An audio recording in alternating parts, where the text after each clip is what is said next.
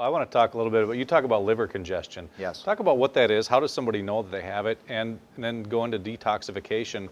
Yes. What's a good way to do that? My simple diagnostic question for those that want to know if they have liver congestion. You ready? Are you breathing? Yeah, the answer is yes? Yes. Okay, we got to work on your liver. Now, the reason I say that is because we're living in a toxic world. It's much radically different since the dawn of the Industrial Revolution. We've added things in the environment from a petrochemical perspective, but a waste toxin perspective. Now, that coupled with additives, preservatives, flavorings, pesticides, herbicides, fungicides, injected or inhaled or ingested, Eaten, yeah. all of these things work to, it's not one thing at parts per million. If it were, we could deal with it. We've got a great, in fact, we're dealing with parts per million, millions of things per hour, and we're alive. Now, not in great health, because now it's normal for a kid to have a chronic disease like I had. It wasn't as normal then. My parents' generation wasn't normal at all. Right. It was radically weird. Now it's very typical for a kid to have asthma, attention deficit, allergies are commonplace. We can go on and on, even with arthritic conditions like I had. We're seeing rheumatoid arthritis in children, autoimmune conditions. All of these things start, like Chinese medicine has been saying for about 5,000 years. That's all 5,000 years they've been saying the liver is the key to everything, the key to all healing. Now, if the liver is supposed to work here and it's working here, it's not off a lot, but all disease, any disease becomes possible, even at that level. Now, the fact is most Americans may be much lower than that, and it becomes more severe. And yet everything we do to address disease in a Western allopathic setup or system is to put poisons into the body to suppress the symptoms that are telling us our liver's not working. And of course, by doing that, we increase the burden of the liver, it functions even less and less. We overwhelm it even more and more. And so the whole concept of, shooting out the warning light, right? They talk about, well, your engine light goes on and says, check the engine. A doctor would be equivalent to saying, let's just unplug it or just shoot it out with a drug. And of course, oh, now you're fine, go on your merry way, the light's gone, right? And that's the whole idea of suppressing symptoms. We don't do that as homeopaths or anybody in a natural realm. It isn't that we can't relieve your suffering, we can along the way, but not in the same way. We don't want to suppress it. Now, with liver congestion, how do you know? Besides the question, are you breathing? Do you have headaches, right? Do you have digestive problems? Do you have constipation? Do you have sinus issues? Do you have allergies? Do you have fatigue? Are you fatigued? It's not just a lack of caffeine, right? Right.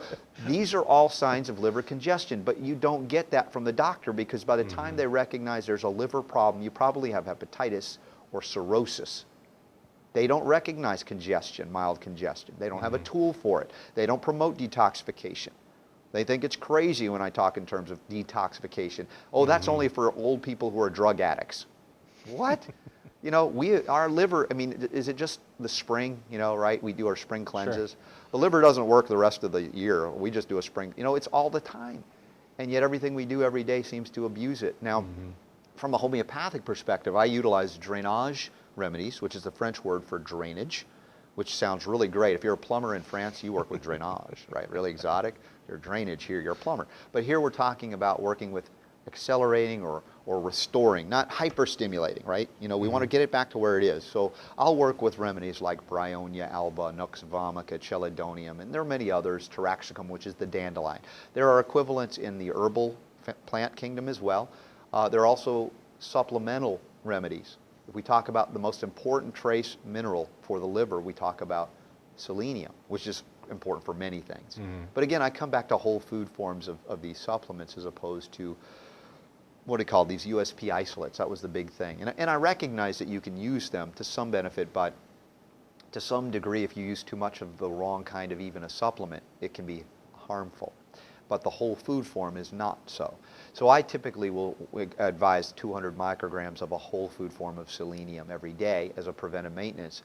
And I've seen using more of it safely without getting selenotoxic via the right form in cases of severe immune compromise, severe liver dysfunction, upwards of levels that I won't say here, but suffice it to say it's a very good medicine. But Jonathan Emord, my friend who has beaten the FDA 7 times now, over selenium, where the government, the Fear and Death Administration, I call them. They don't want you to know that selenium counteracts and prevents and reverses cancer, for instance. Yep. But selenium is important. I mentioned the GTF chromium plays a role in liver function as well. But here's one thing, we love to drink coffee. How about putting it in the other end?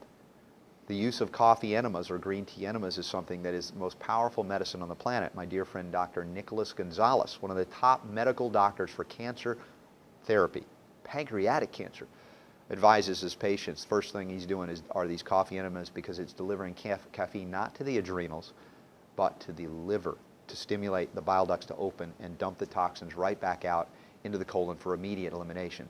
So we're dealing with diseases of toxicity, deficiency, inflammation, all related to the same thing. And if we don't correct the liver, first and foremost, along with digestion intestines, when we're putting the cart before the horse as far as healing is concerned, and we don't recognize that all of those disparate symptoms come back to that liver that we abuse so readily here in the West.